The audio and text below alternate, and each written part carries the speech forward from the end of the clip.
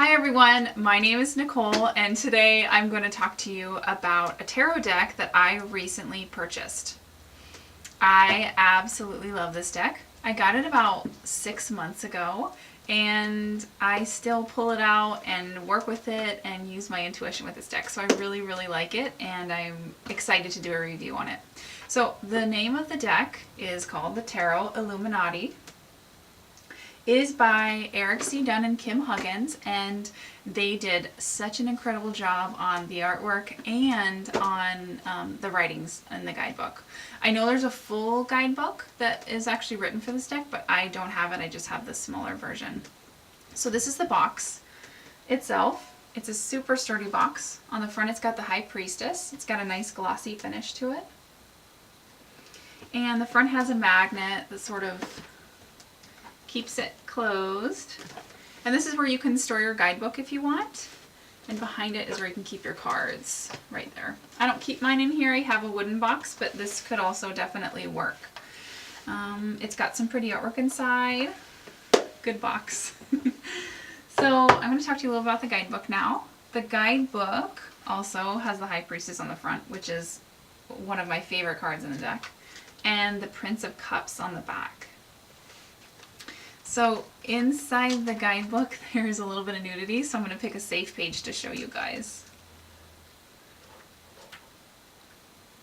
I love this one. So this is the Justice card. She is part of the major arcana in this deck. They do full colored pictures, which is amazing. And they also have another half page that has like themes, concepts, ideas, and storylines behind each card, which I love. In the minor arcana, they also have colored pictures, but they do like a quarter page here, and the same, ideas that they use from the major arcana as well. I also love this guidebook because it has some spreads in it. Let's see if I can find one to show you guys. Here we go. There's a couple spreads to give beginners ideas. And so, I don't know, I really liked it. I've read this quite a bit and gone through it, and it's really helped me when I started the deck.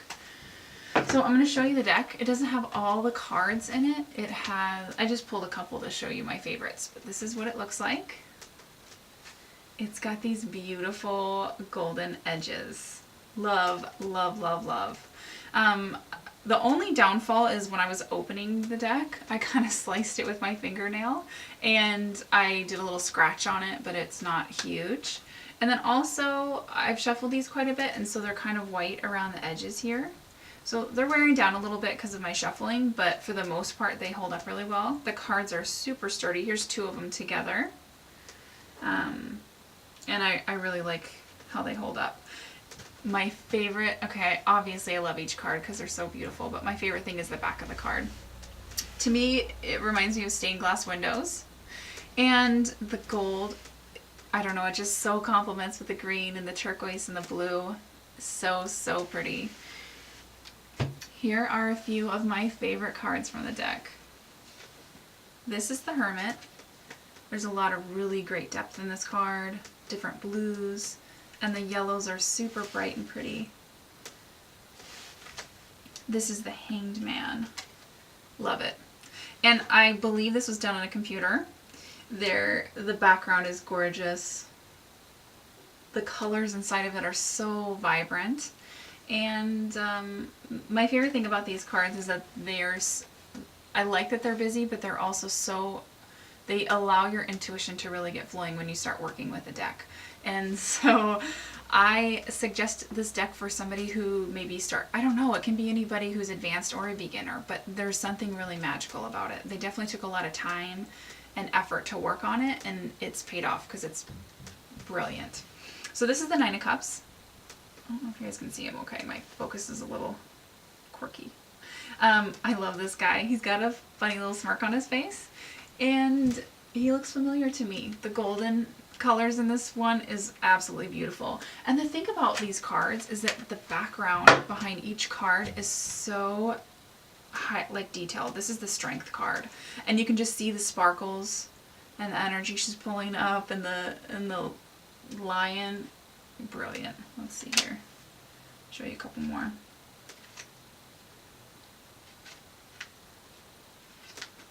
The Fool. I love this guy in the background of this one. And the little pup next to his side. Very cool. So, I purchased this deck at a metaphysical store here in town. I really suggest if you're going to go get yourself a tarot deck that you actually get hands-on with the deck that you're thinking about purchasing. Of course, if you know there's a deck you like, you can get it online anywhere, but once you're in that metaphysical store, bookstore, and you're holding on to it, you really can feel your own vibes and see if it sort of matches or meshes with yours. Use your intuition, and I think it will suit you very well. Along with me talking about the Tarot Illuminati, I also want to talk to you guys about one of my favorite tarot books I've ever read and picked up. And part of me doesn't want to let go of. I know I need to pass on the love. This is called The Intuitive Tarot. Richard Gordon wrote this book. He is an incredible metaphysical man who is a psychic medium and does tarot readings for people. And okay, so this book isn't colored, but he gives a description with the cards and the idea of what you can use for them. And he also has some great spreads in here.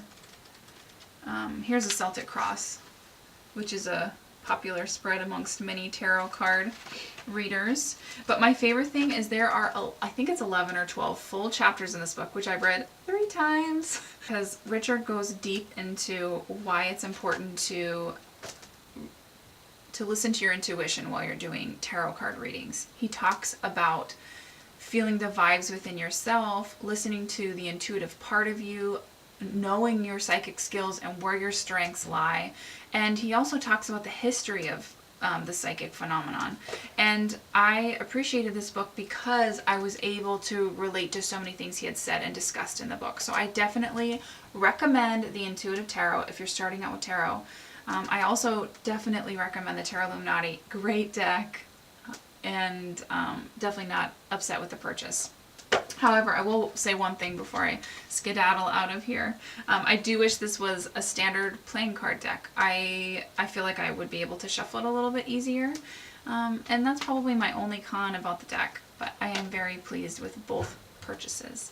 So I hope you guys enjoyed my video, and I hope you also have a wonderful day. Take care. Bye. The High Priestess is on the front, and the Prince of Cups is located on the back. No, he's not. I'm going to talk to you about a tarot card that I recently.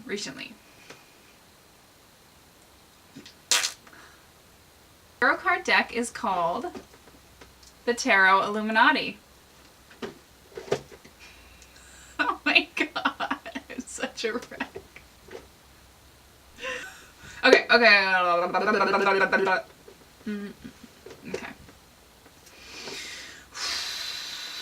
Okay.